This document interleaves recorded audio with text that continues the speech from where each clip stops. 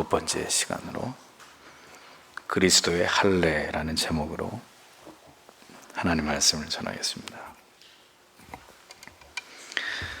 신앙에서 가장 중요한 핵심은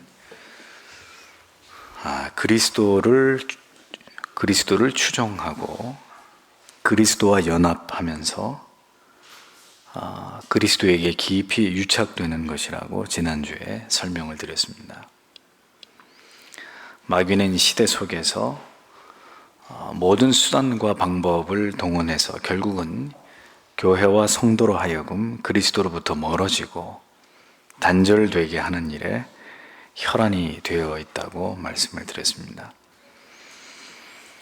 그래서 교회의 수적인 성장이면 성장, 형통이면 형통, 번영이면 번영, 신비한 체험이면 체험, 또 광란에 가까운 찬양이면 찬양, 원하는 모든 것을 다 주면서 결국은 신자로 하여금 더 이상 예수 그리스도에 대한 고상한 지식과 그리고 감격이나 십자가의 구속의 은혜에 대한 신령한 기쁨을 원하는 걸 다 줄 테니까 그것을 다 소멸시키고 빼앗아 가고자 하는데 마귀의 주된 계략이 있다는 것을 이 시대 많은 교회와 성도들은 모르고 있다는 겁니다. 원하는 걸 다 주겠다는 거예요. 마귀가 이 시대의 교회들에게 하는 얘기가 너희들이 원하는 거 다 주겠다. 사람들이 구름대처럼 몰려오는 거 좋다 이거죠. 그렇게 해주겠다는 겁니다. 형통, 긍정 다 좋다는 거죠. 다 원하는 대로, 원하면 금가루도 뿌려주고 다 해주겠다는 거예요. 그 대신 그리스도만 잊어라. 십자가만 잊어버려라. 그게 마귀가 노리는 거예요. 오늘날 교회와 성도 안에. 그래서 그리스도의 십자가에 깊이 뿌리 박은 신자가 되는 것을 마귀는 원치 않고 그냥 즐겁고 재미에 그리고 인간적인 관계가 좋아서 열심히 교회 나가게 만드는 거예요. 그런 것들로 얼마든지 재밌고 즐겁게 종교 생활하도록 마귀는 그걸 허락해주고 대신 우리 안에서 그리스도의 그 십자가를, 그 구원의 기쁨과 감격을 바울이 다 필요 없고 나는 그리스도를 아는 가장 고상한 지식, 나는 그것만 있으면 된다. 바울은 십자가만을 자랑하고 그 예수를 아는 지식의 고상함이 가장 위대한 것이라고 말했지만 이거에 있어서 이 시대의 성도들은 철저하게 무지하게 만들고 무관심하게 만드는 것이 오늘날 마귀가 노리고 있는 노림수라는 겁니다. 교회의 표지가, 참된 교회의 표지가 더 이상 참된 복음의 전파나 권징의 집행이나 성례의 시행이 있지 않고 이제는 교회의 표지가 뭐냐? 형통, 성공, 엔터테인먼트. 이게 이제 이 시대에 성공하는 교회의 표지로 둔갑을 하고 있습니다. 교회는 무조건 즐거워야 되고 기쁨이 넘쳐야 되고 모든 게 잘 돼야만 되고 언제나 넘치는 위로가 있어야 되는 그런 곳으로 교회에 대한 교리적 이해가 서서히 변질되고 있는 것입니다. 결국 모든 종교가 인간을 위로하고 인간에게 용기와 소망을 북돋아주기 위한 가치와 기능으로 대통합을 이루고 있는 종말론적인 현상이 뚜렷하게 나타나고 있는 현상들을 우리는 보고 있는 것이죠. 그러니까 예수의 자리를 점점 밀어내는 거예요. 예수만이 구원이다. 미안하지만 더 이상 그런 얘기 하지 말자는 거예요. 불교에도 구원이 있고 이슬람에도 다 예수만이 구원자라는 얘기 이제는 그만하고 그런 유치한 얘기 그만하고 모든 종교가 평화를 누리면서 인류의 번영을 위해서 이바지하는 시녀 노릇을 하자. 그것이 마지막 때의 종교의 기능이라는 겁니다. 바울은 골로새 교회 성도들에게 그리스도인이 된다는 것의 의미와 영적인 가치를 이제 세례와 연관지어서 설명을 합니다. 그래서 9절을 흠정역으로 번역을 하면 흠정역 번역본에는 이렇게 되어 있습니다. 그분 안에는 하나님의 신격의 모든 충만이 몸으로 거하고 이렇게 되어 있어요. 이 말의 의미가 뭐냐면은 성육신하신 그리스도 안에 모든 신적인 속성이 충만하시고 또 동시에 그분은 완전한 인간의 신체적 구조를 그분은 가지고 계신다라는 이야기입니다. 바울은 당시 골로새 교회 안에 침투해 들어와 있었던 여러 이단들을 경계하면서 이 글을 쓰고 있었잖아요.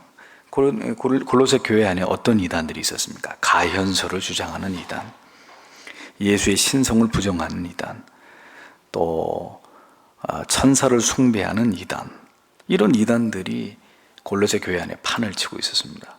그래서 윗절에 철학과 헛된 사기와 사람들의 유전 이런 것들 따르지 말라고 경계하고 있잖아요.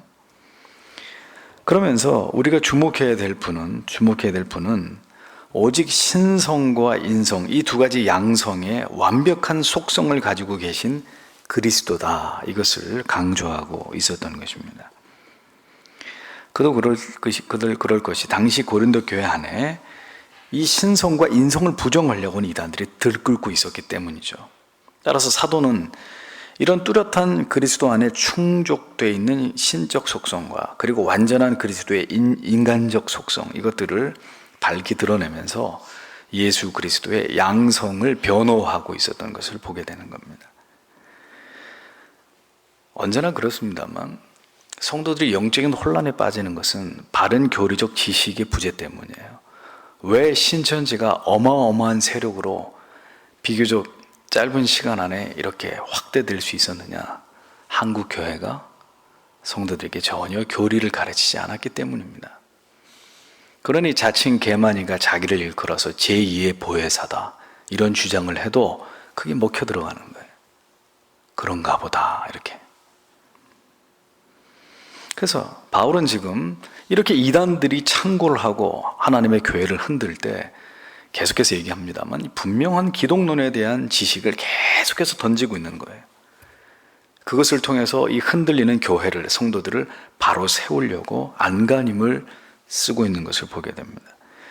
우리가 교리를 통해서 삼위의 하나님을 정확하게 지식적으로 이해하고 깨닫는 일은 너무 중요한 일이 아닐 수 없어요. 성부에 관해서 길게 배우고 그분의 이름의 명칭, 그분의 속성, 비공유적, 공유적 속성 쭉 해서 신론을 공부하고, 그 다음에 기독론을 공부하고, 인죄론을 공부하고, 성령론을 공부하고, 이런 것들은 우리의 신앙의 기둥이고 뿌리입니다. 이런 것들을 체계적으로 가르치지 않는 교회는 분명히 말씀드리지만 절대로 성경적으로 건강한 교회라고 말할 수 없어요. 그리스도에 대한 견고한 지식이 없으면 결국 그리스도에게서 떨어져 나갈 수밖에 없어요. 언젠가는. 성령에 대해서 성경적인 확고한 지식이 없으면 어떻게 돼요? 신비주의자가 되는 거예요. 성부 하나님에 대한 구약을 통한 정확한 하나님에 대한 경외 사상에 대한 통찰을 갖지 않으면 어떻게 돼요? 하나님 두려워할 줄 모르는, 때때로 하나님을 모독하는 천박한, 경박한 신자가 될 수밖에 없는 거예요. 당연한 거예요. 하나님에 대해서 정확하게 지식적으로 이해하지 못하면 이렇게 다 하나님에게서, 성자에게서, 성령에게서 떨어져 나가는 그런 성도들이 될 수밖에 없는 것입니다. 10절에 보면 또 너희는 모든 정사와 권능의 머리이신 그분 안에서 완벽하며, 킹 제임스 성경은 이렇게 번역을 해놨습니다. 그러니까 예수를 믿는다는 것, 하나님의 자녀가 됨의 그 의미가 무엇인지를 바울은 설명하면서 모든 통치자와 권세자의 머리이신 그리스도 안에서 우리가 완벽하게 되어졌다, 이렇게 설명을 합니다. 여기 한글 성경에 충만하여졌으니라고 번역한 동사 페플레로메노이라는 말은 채우다, 가득하게 하다, 이런 의미의 완료 수동태 분사입니다. 그러니까 이게 무슨 말이냐면은 성도가 충만케 되는 이 사실 자체는 자기가 아무리 노력한다고 해서 자기가 충만해지는 게 아니라는 거예요. 영적으로.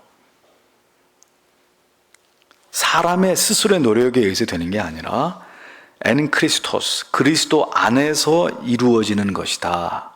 이것을 이 한 단어, 이 동사가 표현하고 있는 것입니다. 즉 신자가 진정한 영육 간의 풍성한 채우심을 맛보면서 살아가기 위해서는 자신이 열심히 운동하면 건강해지고, 예?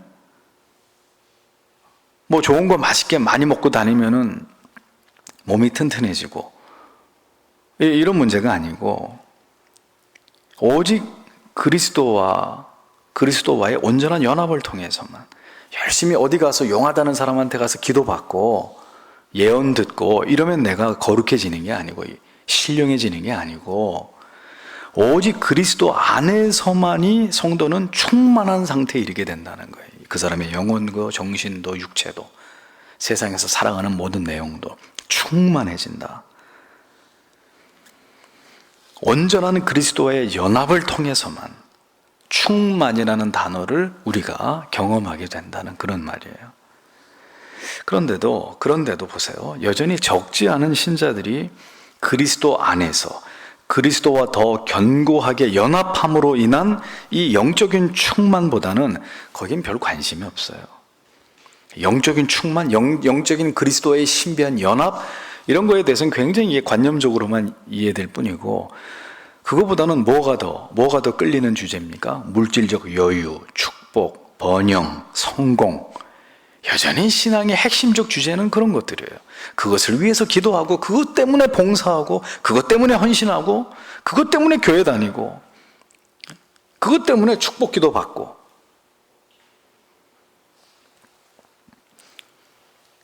모든 주권과 권세의 최종적 주권자이신 그리스도 안에 신자가 온전히 거할 때 우리의 모든 삶이 충만해지고 완벽해질 수 있다고 사도는 강조하고 있었던 것입니다.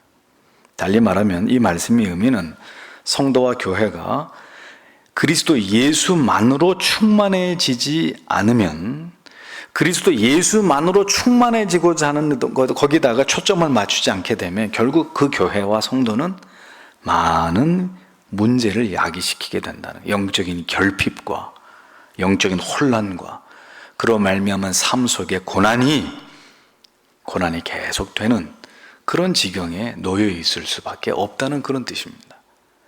교회와 성도가 철저하게 예수 중심, 솔루스 크리스투스, 종교개혁 정신의 5S 중에 네 번째로 솔루스 크리스투스, 오직 예수 그리스도, 이걸 놓쳐버리게 되면은, 이걸 놓치고 나서 아무리 축복, 형통, 건강, 번영, 자녀 성공, 아무리 노래를 불러보세요, 아무 의미 없다는 것입니다. 그런 것으로 충만하게 될 수 없다는 거예요. 우리의 영혼의 충만, 진정한 영적인 기쁨과 자유, 우리의 마음의 평안은 우리가 그리스도와 얼마나 하나님의 말씀 안에, 성령 안에 신비한 연합, 신비한 결합을 이루기 위해서 노력하고 있는가와 매우 밀접한 연관이 있다는 사실을 기억하셔야 됩니다. 그리스도의 삶을 묵상하고 그 삶을 우리의 인생의 표대 삼아서 그리스도를 닮아가려고 하는 그런 삶에서, 또 죄를 지어서 넘어지고 쓰러지더라도 우리의 죄의 짐을 대신 지신 그리스도를 온전히 신뢰하면서 우리의 죄를 그때그때 자백하고 회개함으로 그 보혈로 날마다 자신을 씻음 바 된 이런 삶을 살아가는 성도의 삶 속에서 진정한 예수 그리스도의 그 보혈의 공로로 말미암은 평안, 영혼의 안식, 충만함, 이런 것들을 맛보게 될 수 있다는 이야기예요. 자, 그러니 오늘도 확인해 볼까요? 여러분들은 그리스도와 연합된 삶을 살아가고 계십니까? 오늘 하루도 오늘 이 저녁에 예배드리는 이 시점까지 오늘 하루의 삶을 돌아보세요. 오늘 하루의 삶 속에서도 그리스도를 묵상함으로 여러분들의 마음에 임하는 어떤 진리의 깨달음, 마음의 평안, 그리고 내 안에 감춰졌던 죄의 발견, 또 하나님이 주시는 넘치는 마음의 위로와 평안, 이런 것들을 맛보는 시간이 있으셨습니까? 오늘 하루의 시간 속에서 우리는 무엇을 통해서 그리스도와의 연합을 이루느냐 이거죠. 그리스도와의 연합, 그리스도와의 어떤 친밀함, 이런 얘기 100번, 1000번 듣는다고 해서 그리스도와 연합되고 그리스도와 친밀함을 누릴 수 있는 것이 아닙니다. 우리의 신앙이 피상적이고 관념적이고 형식적인 진리의 주변을 맴돌고 있는 것만으로는 절대로 그리스도와 신비한 연합을 이룰 수 있는 길은 요원하는 거예요. 분명한 것은 바울은 얘기합니다. 우리는 그리스도 안에 있을 때만 충만함을 누릴 수 있다. 다른 이단들이 떠들어대는 저런 말들, 그런 말들 따위는 다 무시하라 이겁니다. 우리는 그리스도 안에 있을 때만 우리의 영혼의 완전한 상태, 안락한 상태를 유지할 수 있을 뿐이다. 골로새 교회 성도들에게 이것을 이야기하고 있는 것입니다. 우리가 그리스도와 분리되고 멀어질 때, 우리의 삶이 그리스도로부터 멀어지고 그 신령한 은혜의 진리의 깨달음으로부터 분리되어지려고 할 때 우리의 영혼은 고통받게 되어 있는 것이고 영혼의 빈사 상태에 빠지게 되는 일들이 일어나게 된다고 바울은 경고하고 있는 거예요. 자, 그러면 그리스도와 견고하게 이렇게 연합되는 것은 무엇을 통해서 비롯되는지를 바울은 이어서 설명을 합니다. 11절에 흠정역으로 보면 또한 그분 안에서 그리스도의 할례로 말미암아 육신의 죄들에 속한 몸을 벗어버림으로 손으로 하지 않은 할례로 할례를 받았느니라 이렇게 번역을 합니다. 자, 할례는 남성의 생식기의 끝부분의 표피의 주위를 잘라내는 의식을 가리키죠. 하나님께서 이스라엘 백성들에게 이와 같은 의식을 명령하신 것은 하나님의 성별된 자녀들이 이처럼 살 가죽이 잘려나가듯이 죄를 잘라버리고 정결함 가운데 성별된 삶을 살아가야 될 것을 상징적으로 교훈하시기 위함, 그것을 위해서 하나님의 할례라는 의식을 거행하게 만드셨어요. 또 이 생식기가 상징하는 바는 장차 태어나게 될 모든 이스라엘의 백성들의 자손들이 모두 이 언약의 백성 가운데 포함되어야 될 것을 예표하는 이런 할례는 영적인 상징과 의미를 가지고 있습니다. 그래서 모든 이스라엘 남자들은 이 의식을 거행해야만 죄를 멀리하는 하나님의 언약 아래의 자손이 된다는 것을 의미하는 것이었어요. 굉장히 중요한 문제였습니다. 그런데 예수 그리스도를 구주로 믿는 믿음은 이러한 할례를 통한 하나님의 언약의 자손이 될 수 있는 규례가 아니고, 그게 규례가 아니고 오직 그리스도를 믿음으로 말미암은 영적인 할례를 의미하는 것이다라고 사도가 설명하고 있는 거예요. 이제 육신의 손으로 하는 할례는 아무 의미가 없다. 예수를 믿음으로 너희의 영혼의 할례를 받아야지 그것이 합당한 것이라고 설명하는 것입니다. 손으로 하는 할례가 아니라 그 안에서, 즉 그리스도를 믿는 믿음 안에서 우리는 이제 영적인 할례를 받은 자가 된 것이다. 이 중요한 진리를 오랜 유대주의적인 전통과 율법 아래서의 이 구원의 문제를 다루었던 할례를 완전히 지금 사도 바울이 이 할례 이 교리를 덮어버리고 그것을 부정하고 이제 예수 그리스도를 믿음으로 말미암은 영혼의 할례라고 하는 이 중대한 카드를 꺼내 들고 있는 거예요. 더 이상 손으로 하는 할례가 아니라 그리스도를 믿는 믿음에서 비롯된 영혼의 할례. 그리스도의 할례는 뭘 의미하는 걸까요? 바로 십자가 위에서 그리스도께서 모든 고통과 고난을 당하시면서 그의 살 가죽이 찢기워지고 벗겨지는 고통을 통해서 모든 죄인들의 속죄를 이루신 그것이 그리스도의 할례. 유대주의자들은 사람이 시행하는 육적인 할례만을 하나님의 백성임을 뜻하는 증표로 간주했지만 바울은 이제 그건 잊어버려라. 이제는 그러한 할례가 진정한 할례가 아니고 그리스도께서 그분의 몸을 찢으심으로 우리에게 허락하신 영적인 할례만이 진정한 구속의 의미이고, 이 사실을 믿음으로써만이 우리는 하나님의 구별된 자녀가 될 수 있다는, 육적인 할례를 통한 구원의 길이 아니라 예수 그리스도를 믿음으로 말미암은 새로운 구원의 길, 증표로서의 영적 할례를 이렇게 설명하고 있었던 것입니다. 율법은 인간에게 살을 자르는 고통을 주지만 그리스도의 구속의 은혜는 죄인들에게 참된 평강과 자유와 영원한 죄로부터 멸망으로부터의 구원을 선언해 주심을 뜻한다는 이 진리를 바울은 골로새 교회 성도들에게 담담하게 전하고 있었던 거예요. 이게 핵심이라는 거죠, 신앙에. 너희가 전에 알고 있었던 유대주의도 아니고 율법주의도 아니고 지금 들끓고 있는 그 이단들이 주장하는 것도 다 쓰레기 같은 얘기고, 핵심은 바로 이거라는 거예요. 예수 그리스도를 통한 할례, 영적 할례, 믿음으로 말미암아 얻는 구원, 이게 핵심이라는 얘기를 골로새 교회 성도들에게 던지고 있는 것입니다. 12절을 보면 너희가 세례 안에서 그분과 함께 묻혔고 그분을 죽은 자들로부터 살리신 하나님의 활동에 대한 믿음을 통해 세례 안에서 또한 그분과 함께 일어났느니라, 이렇게 번역을 합니다. 우리가 예수를 믿어서 이제 세례를 받는다는 것은 뭘 상징합니까? 그리스도와 함께 우리의 모든 죄가 씻겨졌다, 장서됨을 의미하는 것이고, 또 그리스도의 부활을 믿는 그 믿음 안에서 우리가 다시 새롭게 그리스도 안에서 태어남을 의미하는 것이라는 것. 이게 바로 이 세례에 담겨져 있는 중대한 진리라는 것을 사도가 진술을 합니다. 그러니까 세례는 이런 귀중한 영적인 의미가 있다는 거예요. 그리스도께서 나의 구주 되심을 믿고 나를 구원하시기 위해서 나를 대신해서 죽음을 당하시고 부활하셨다는 사실을 믿음으로 그리스도와 함께 나의 모든 죄가 죽고 또 그리스도로 말미암아 다시 살아나서 영생으로 하나님의 자녀로 다시 태어남을 상징하는 것이 바로 세례다. 이렇게 이제는 바울이 할례를 집어치우고 세례에 대한 중대한 의미를 그리스도와 연결지어서 지금 골로새 교회 성도들에게 자세하게 설명을 하고 있었던 것입니다. 그런데 이제 바로 이 구절에서 주의 깊게 생각해 보아야 될 구절이 바로 믿음으로 말미암아 하는 이 구절입니다.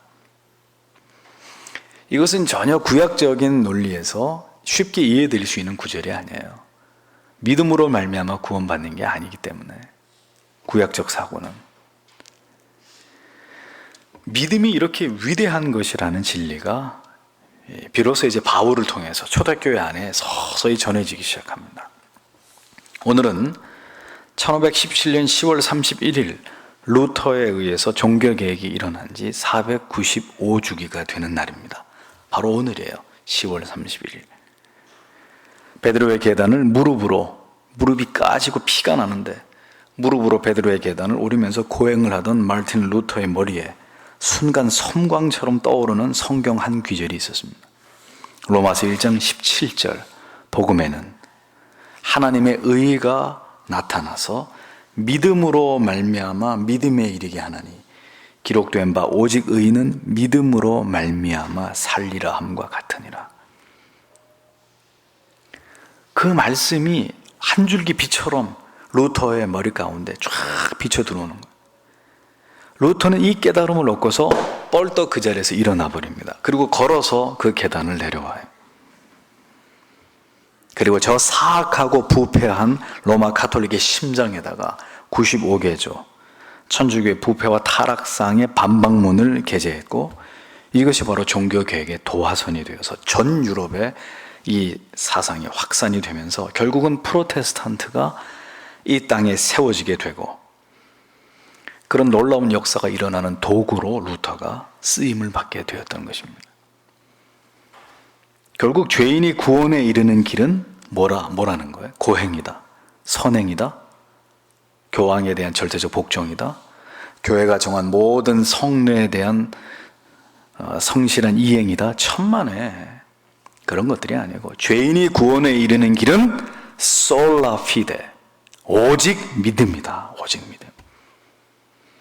인간의 어떤 행위나 노력, 공로에 의한 구원이 아니라 오직 믿음으로 말미암은 모든 율법의 요구로부터 완전한 자유와 해방을 가져다 준 예수 그리스도 십자가의 구속의 은혜를 믿는 그 믿음으로 말미암은 이 칭의의 위대한 교리가 바로 그렇게 루터에 의해서 이 땅에 빛을 보게 되는 것이고, 그 진리 위에 오늘날까지 개혁교회가 이렇게 우뚝 서 있을 수 있게 되는 것입니다. 솔직히 말씀드리지만 justification, 칭의에 대해서 얘기해 보십시오. 다른 교회 성도들한테 가서 물어보세요. 여기에 대해서 정확하게 정의를 내릴 수 있는 성도가 몇 명이나 되나? 아무개 집사님 그 어느 교회, 당신 칭의가 뭔지 알아? 칭의에 대해서 정의를 내려봐. 한번 물어보세요. 대답할 수 있는 사람이 몇 명이나 되나?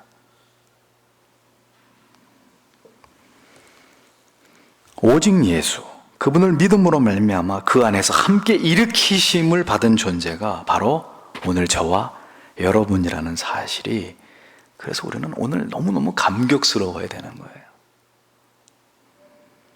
바울은 분명하게 믿음으로 말미암아 그 안에서 함께 일으키심을 받았느니라 라고 했습니다.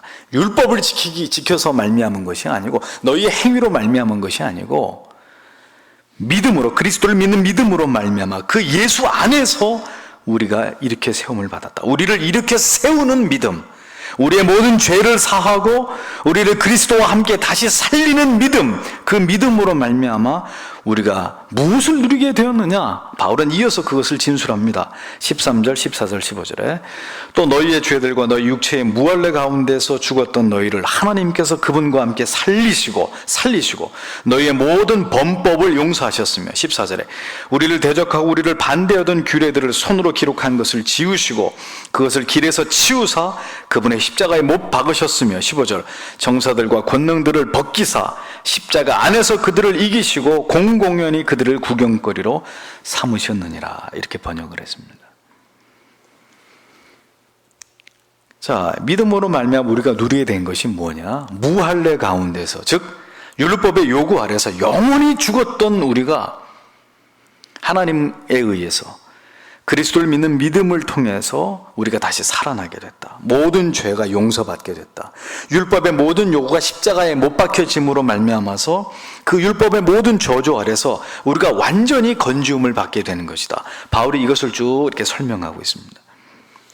그리스도는 모든 율법의 저주 아래서 우리를 건져내어 주신 참된 구속주이시고, 또 개종한 성도들에게, 당시의 골로새 성도들에게 적지 않은 위로가 됐을 겁니다. 우리가 이 시대에 이 말씀을 들으니까 사실 우리에게는 이렇게 체감되는 기쁨이나 감격이 덜한데, 전통적으로 수천 년 동안 유대주의 그 율법 아래에서 고통하던 사람들에게 바울이 지금 이 이야기를 할 때 상상이 돼서요, 이게 얼마나 그 골로새 교회 성도들에게 큰 위로와 기쁨과 정말 영적인 어마어마한 희열을 주는 그런 교리와 말씀이라는 거, 이게 잘 공감이 안 되는 게 참 안타까워요. 그러니까 우리는 지금 이 율법주의나 혹은 그 율법주의로부터의 참된 자유와 해방의 기쁨을 체감하기에 사실 어려운 시대를 살고 있단 말입니다. 왜냐하면 우리는 율법주의에 억눌려 본 적이 없는 사람들이잖아요. 그래서 지금 바울이 이야기하고 있는 내용이 사실은 어마어마하게 감격적인 그런 그 진술들인데, 우리는 그렇게 기쁘고 감격적인 특별한 의미로 다가오지 않는단 말입니다. 자, 그렇다면 이 말씀은 오늘 우리에게 어떻게 적용될 수 있을지를 생각해 보자는 겁니다. 자, 이렇게 한번 설명해 보겠습니다. 종교개혁이 일어나기 전에 경건한 사람들의 가장 큰 영적 고뇌의 주제가 많은 성도들의 사제들이 오랜 세월을 두고 이 문제로 고뇌했습니다. 카톨릭이 가르쳐주는 그런 말 따위로는 이게 해결이 안 되는 거예요. 예? 그리고 죽으면 널 위해서 면죄부를 사주면은 네 영혼이 연옥에서 천국으로 올라가, 이런 말들과 이렇게 교차되는 지점에서 회심이 일어나는 거예요. 죄의 어마어마한 그 죄책의 눌림 앞에서 오직 내가 피할 수 있는 곳은 예수 그리스도의 십자가 아래밖에 없다는 이 생생한 진리가 지식적으로 이렇게 툭 와서 부딪혔다가 이렇게 빠져나가는 게 아니라, 이 생생한 구원이 뭔가에 대한 이 지식의 깨달음이 내 머리끝부터 발끝까지 내 모든 세포에 이렇게 감전이 돼버리는 거죠. 구원 얻는 믿음, 그거예요. 구원 얻는 믿음, saving faith. 구원 얻을 수 있는 믿음. 그래서 청교도들의 많은 글들은 바로 이 부분을 논하고 있는 것을 볼 수 있습니다. 결국 구원 얻을 수 있는 믿음, 즉 회심을 경험한 믿음과 회심을 경험함으로 구원에 이를 수 있는 믿음과 구원에 이를 수 없는 믿음, 회심을 경험한 믿음과 다시 말해서 회심을 경험하지 않은 믿음, 도덕적 회심을 영적 회심으로 착각하고 있는 믿음, 그러니까 엄밀하게 이것을 이렇게 분리시켜 놓는 거예요. 그래서 이것을 정확하게 지적하는 거예요. 이것은 구원을 받을 수 있는 믿음이고, 이 믿음은 절대로 구원에 이를 수 없는 믿음이다.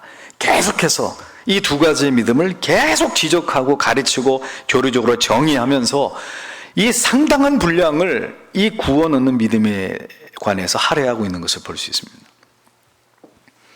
저는 오늘도 이 설교를 하면서 여러분들에게 분명하게 지적드리는 말씀은, 지금도 많은 성도님들께서 믿음이 뭔지에 대해서 정확하게 알고 계시지 않아요. 믿음이 무엇인지를 정확하게 모르니까 참된 회개의 진위의 문제도 흔들리는 거예요. 헷갈리는 거예요. 나아가서 이게 회개가 흔들리니까 뭐가 또 흔들립니까? 나아가서 궁극의 문제, 구원의 문제까지도 흔들리는 경우들을 보는 거예요. 구원은 분명히 행위가 아닌 믿음으로 말미암아 얻습니다. 이것은 불변의 진리입니다. 그런데 문제는 그 믿음이 성경이 말씀하고 있는 진짜 믿음이냐 그렇지 않느냐, 이게 문제인 거예요. 분명히 믿음으로 구원 얻는 건 맞는데, 그럼 이 믿음이 구원으로 이어지는 믿음이라야 이게 유효적 믿음이 되는데, 이게 구원으로 연결되는 믿음이 아니면은 믿음은 믿음인데 구원 얻을 수 없는 믿음이 되고 마는 거예요. 그래서 여러분들이 몇 달 전에 매튜 미드의 유사 그리스도인을 통해서 이 부분을 아주 정확하게 여러분들이 다시 한번 생각해 보실 수 있는 기회를 얻으시지 않았습니까? 오늘 교회의 문제점은 믿음으로 구원을 받는다는 사실은 가르치지만, 여기서 구원을 얻게 하는 믿음이 무엇인지는 정확하게 설명하지 않는단 말이에요. 그러니까 누구든지 다 오라는 거, 누구든지 다 와서 예수 믿고 행복해지세요. 하나님은 당신을 사랑합니다. 우리는 당신을 사랑합니다. 예수 믿으면 이게 잘 됩니다. 모든 것이 다 풀립니다. 하나님은 당신의 상처를 치유해 주실 겁니다. 죄 얘기는 절대로 안 하고. 무엇이 구원을 얻는 믿음인지에 대해서 명확하게 설명하지 않는다는 겁니다. 무엇이 진정한 믿음입니까? 참된 믿음에는 반드시 참된 회개가 동반합니다. 회개는 뭐죠? 죄로부터 돌이키는 것입니다. 돌이킴이란 뭡니까? 반복적인 죄 가운데 있으면서도 칭의만으로 구원을 받았다고 주장하는 것 분명히 얘기합니다. 그건 구원이 아니에요. 의롭다 여김을 받은 것을 구원의 완성이라고 오해하시는 경우들이 대부분이에요. 칭의 받은 것이 곧 구원의 완성이 된 것으로 착각하시는 분들이 너무 많아요. 로마서 6장 1절 이하에는 구원의 확신이 있고 거듭난 자는 더 이상 죄에 대해서 살 수 없다고 얘기했습니다. 근데 이 부분을 원문을 잘 보면 죄에 대해서 살 수 없다는 얘기가 다시는 죄를 짓지 않는다는 말이 아니고요. 그렇게 될 수는 없죠, 누구도. 그런 의미가 아니라 로마서에서 얘기하는 바로 이 부분, 구원 얻은 믿음을 가진 자에게 죄가 어떤 양상으로 나타나느냐, 이 부분이 굉장히 중요한 부분인데 뭡니까? 반복적인 죄를 짓지 않는다는 거예요. 그럼 반대로 얘기하면 구원 받았다고 하는데도 반복적으로 계속 죄를 짓는 거예요. 죄라는 걸 분명히 알아요. 자기도 알고 그 죄를 짓고 있는 다른 제3자가 봐도 저 사람 지금 죄를 짓고 있구나 분명히 아는데 계속 똑같은 죄를 짓고 있는 거예요. 반복적으로. 미안하지만 자기는 구원받았다고 얘기하는데 이런 죄 가운데 있는 사람은 구원받은 사람이 아니라는 얘기입니다. 여전히 죄악된 습관 아래 있으면서, 그래서 하나님께 반복적으로 죄를 범하고 있으면서도 지금도 자신이 구원받았다고 믿고 있는 사람이 교회 안에 적지 않아요. 구원받은 믿음은 행함으로 나타납니다. 행해야 구원받는다고 제가 말씀드리는 거 아니에요. 제 얘기를 오해 없이 잘 들으세요. 구원받은 믿음은 행함으로 나타나. 야고보가 얘기했습니다. 뭘 행해요? 어떤 현실적인 어려움이 있어도 하나님의 뜻을 준행하기 위해서 하나님의 법을 지키고 순종하려고 합니다. 구원 얻은 믿음을 가진 사람은 신령하고 영적인 것을 사모합니다. 생활 방식, 사고 방식이 그래서 육에 속한 사람과 언제나 현저한 차이를 보입니다. 이 두 사람이 이렇게 섞어 놓으면 누가 누구인지 전혀 알아보지 못하는 그런 일이 일어날 수 없어요. 그런 일이 가능하다는 건 두 사람 다 구원받은 사람이 아니기 때문이에요. 구원받은 성도는 이거 지금 압축해서 말씀드리는데요. 전에도 몇 번 설교했기 때문에 자신의 잘못과 허물과 죄를 깨닫고 내가 죄를 지었다는 거 알아요. 그리고 돌이킵니다. 회개합니다. 거룩함과 순결함을 추구하고 죄로 인해 넘어질 때 괴로워합니다. 양심의 깊은 가책을 느끼면서 괴로워하고 돌이켜 회개합니다. 그 사람이 구원받은 믿음을 가지고 있는 사람이에요. 결국 그리스도를 닮아 성화되어가는 뚜렷한 증거들이, 열매들이 그의 삶 속에서 점진적으로 나타나기 시작해요.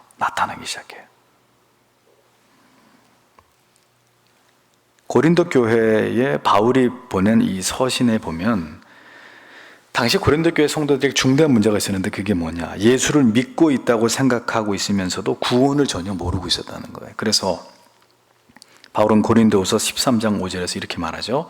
너희가 믿음 안에 있는가? 너희 자신을 시험하고 너희 자신을 확증하라. 이런 얘기를 합니다. 즉 지금 고린도 교회 성도들아, 너희들 안에 있는 믿음이 그게 진실한 믿음이지 구원받기에 합당한 믿음인지를 돌이켜보라는 거예요. 바울이 이런 얘기까지 할 수밖에 없었던 이유는 고린도 교회가 어땠습니까? 그야말로 엉망진창이었잖아요. 모든 죄라는 죄는 고린도 교회 안에 다 존재하고 있어요. 오늘 현대 교회 안에 보여지는 모든 죄들이 이미 고린도 교회 안에서 다 나타나고 있었단 말입니다. 바울은 그들이 세례를 받았고 외적으로 그리스도인이라고 고백하고 있는 자들이라는 걸 알고 있었습니다. 그러나 그들에게 진정한 믿음의 증거가 나타나고 있지 않았기 때문에 이런 얘기를 한 거예요. 분명하게 자기 점검을 하라는 거예요. 교회 안에 있으면 구원 받았겠지. 교회 안에 있으면서 바울파, 게바파, 아볼로파 파당 짓고, 교회 안에 있으면서 음란 행하고, 교회 안에 있으면서 별짓 다 하고 있는 그런 가운데서도 다 자기들 구원 받았다고 믿고 있으니까 바울이 No. 그거 아니고 당신들의 믿음이 구원받은 믿음인지를 확인해봐. 바울이 유일하게 고린도 교회에다 대고 하는 말입니다. 고린도 교회 성도들에게 한 말이에요. 우리에게도 이와 같은 자기 점검이 필요합니다. 그리스도를 안다고 하면서도 하나님의 계명에 지켜 순종하지 않는 사람, 거짓 믿음을 가진 사람이에요. 순종하지 않고 하나님의 뜻이 분명한데도 순종하지 않고 자기 고집하는 사람, 진정한 믿음 아니에요. 지속적인 죄와의 싸움, 진실된 회개, 영적인 것을 사모하고 추구하고 하나님의 뜻에 순종하는 삶. 우리에게 믿음이 있고 우리가 받은 것이 진정한 구원이라면 이러한 열매들이 나타나야 돼요. 예수를 믿은 지 1년 된 사람은 1년 된 사람에게서 나타나야 될 것들이 나타나야 되고 10년 되셨으면 10년, 20년 되셨으면 20년, 30년 되셨으면 30년. 그 신앙의 연수에 합당한 신앙의 진보와 성숙과 성령의 열매들이 나타나야 되는 거예요. 누구든지 거룩함의 열매가 없는 것은 구원도 아니고 믿음도 아닌 것입니다. 그리스도께서 우리에게 참된 믿음을 주시기 위해서 어떤 대가를 지불하셨는지를 알고 율법으로부터 죄로부터 우리를 자유케 하시기 위해서 그분이 어떤 삶을 살아가셨는지를 온전하게 이해함으로 이로 말미암아 진정한 우리 안에 감사와 기쁨이 있어야만 우리 또한 그 구속의 은혜 안에 참여한 자라고 볼 수 있다는 것을 기억하셔야 됩니다. 바울이 이렇게 율법 아래서 온전한 자유와 해방을 그리스도로부터 말미암아 얻게 된 것을 골로새 교회와 성도들에게 힘주어 강조하면서 지금 그들에게 이 소망을 불어넣어 주듯이 오늘 우리에게도 이 모든 죄의 문제를 대속하신 그리스도의 구속의 은총을 생각할 때마다 이러한 감격과 진실된 마음의 기쁨이 있는지를 확인해 봐야 되는 거예요. 그냥 왔다가 갔다가 그거 아니에요. 큰일 나요. 예수 그리스도를 믿음으로 구원에 이르게 된 이 위대한 진리의 선포가 오늘 우리의 가슴에 깊이 와닿지 않는다면 오늘 우리의 믿음은 과연 어느 자리에 있는지를 생각해 봐야 됩니다. 우리의 믿음이 과연 그리스도의 속죄하심을 믿는 그 믿음으로 말미암은 것인지를 생각해 보고, 우리의 믿음이 더 견고해지기 위해서 그리스도와 더 연합하는 일에, 이것이 신앙의 가장 중요하고 본질적인 주제가 되는 일에 우리가 지금보다 배나 더 노력해야 되는 것입니다. 여러분 모두가 구원의 진정한 감격을 이 기독론에 대한 깊이 있는 지식과 깨달음 안에서 누리게 되시기를 바랍니다. 신앙은 절대 껍데기가 아니에요. 그렇게 추상적이고 막연하고 관념적이고 빈 껍데기 같은, 알맹이는 쏙 빠져있는 그런 것들이 아니에요. 절대로 그럴 수가 없어요. 바울이 예수 그리스도를 통해서 바로 이 구원을, 이 믿음을 그리스도를 통한 영적 할례로 골로새 교회 성도들에게 설명하면서 그들의 구원의 문제를 확증지어 주기 위해서 노력했던 것처럼, 오늘 우리도 올바른 진리의 깨달음을 통해서 분명한 믿음, 아시겠습니까? 구원으로 이어주는, 구원으로 나를 이끌어주는 믿음, 그것을 통해서 구원의 확신을 품고 주님을 섬기는 하나님의 자녀들이 되어야 되는 것입니다. 신앙에서 이거 이상 중요한 주제가 없어요. 이게 해결되고 난 다음에 그 다음에 얘기를 해야 돼. 그 다음에 헌신, 무슨 성령의 충만, 성령의 열매, 성화, 기타 등등, 사명, 비전, 그 다음에 그런 얘기들을 해야 되는 거예요. 그 다음에 부디 이런 말씀 전할 때만, 나올 때마다 제가 또 강조하겠습니다만은, 다시 한번 믿음이 무엇인가, 그리고 구원이란 무엇인가, 흔들리고 있는 골로새 교회에게 바울이 예수 그리스도의 기독론을 가지고 철저하게 이 부분을 강조하고, 그래서 그들의 믿음을 흔들리지 않도록 굳게 잡아주었던 것처럼 오늘 우리에게도 자주자주 예수 그리스도에게로 돌아가서 그 십자가의 구속의 은총으로 돌아가서 진정한 믿음이 무엇인지를 확인하는 이런 내 자신에 대한 자기 점검을 통해서 내가 바른 길을 가고 있는지, 바른 믿음의 삶을 살고 있는지, 내 구원이 확증적인 것인지 진지하게 점검하시고 주님 부르시는 그날까지 그 믿음 안에 거하는 여러분들이 다 되셔야 될 줄 믿습니다. 기도하겠습니다.